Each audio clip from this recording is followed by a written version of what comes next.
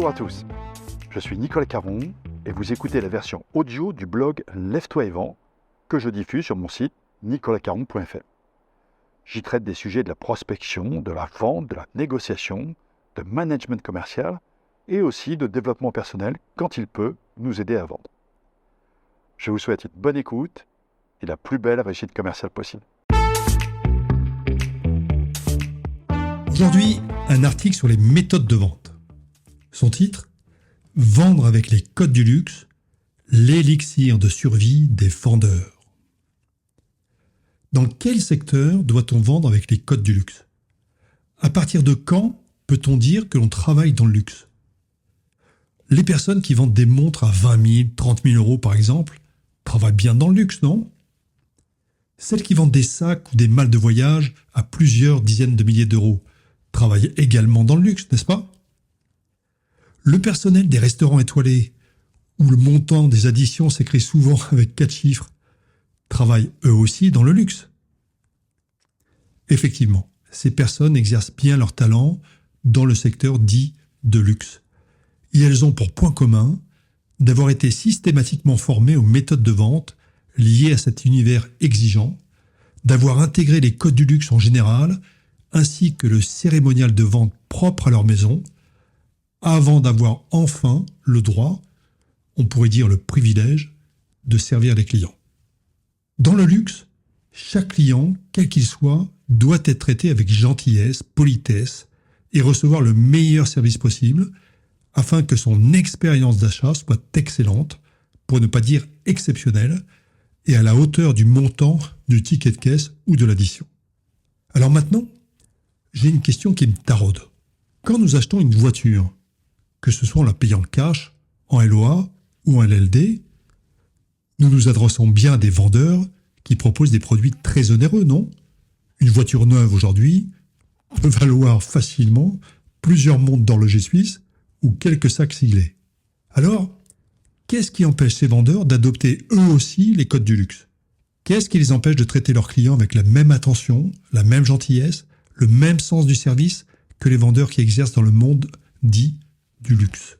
En fait, je pose cette question parce que j'ai récemment changé de voiture et franchement, je ne veux pas faire la critique gratuite ou de la généralisation abusive, mais j'ai quand même croisé quelques spécimens qui manifestement oublient la valeur des produits qu'ils vendent. Même dans les showrooms de marques prestigieuses, j'ai parfois eu l'impression que le vendeur venait d'enterrer sa mère ou que mes questions étaient au mieux stupides, au pire déplacées. Quel dommage. Et oui, quel dommage parce que lorsqu'on parle de vendre avec les codes du luxe, il ne s'agit pas d'appliquer des stratégies de vente élitistes, mais plutôt de transformer chaque interaction avec le client en une expérience mémorable. Comme le disait Yves Carcel, l'ancien PDG de Louis Vuitton, la vente de produits de luxe se caractérise par le respect absolu de la promesse client, de la conception jusqu'au bout de la cérémonie de vente. Il suffit d'aller sur les sites internet des grands constructeurs automobiles ou motos pour voir que les promesses clients sont fortes, très fortes même. C'est une débauche de superlatifs.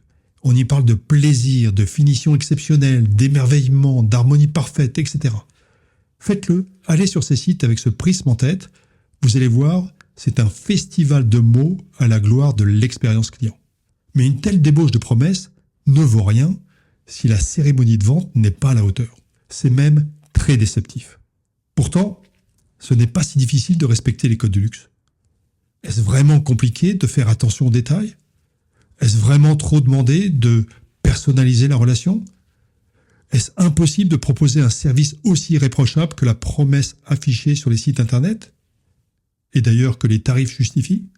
Je pense que la réponse à ces questions est évidente pour les vendeurs qui font leur métier avec bonne volonté et engagement.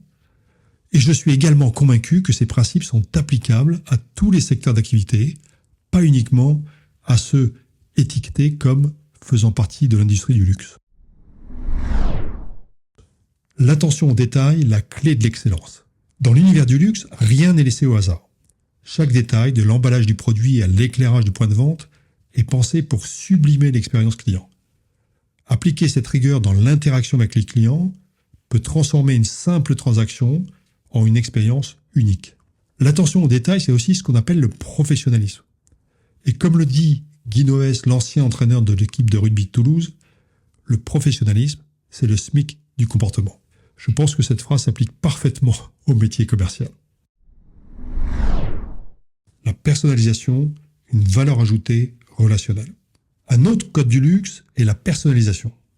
Dans le luxe, chaque client est vraiment considéré comme unique et reçoit une attention personnalisée. Mais pourquoi diable l'univers du luxe aurait-il le monopole de la personnalisation ? Est-ce si difficile ? Pour un vendeur, cela signifie comprendre les besoins spécifiques de chaque client et proposer des solutions sur mesure. Pas compliqué. Mais bien sûr, cela signifie aussi de se souvenir de ses interactions précédentes, d'être capable d'adapter le plus possible ses services ou ses produits à chaque client, et aussi d'être sincèrement intéressé par ce qui fait la particularité de chacun d'entre eux.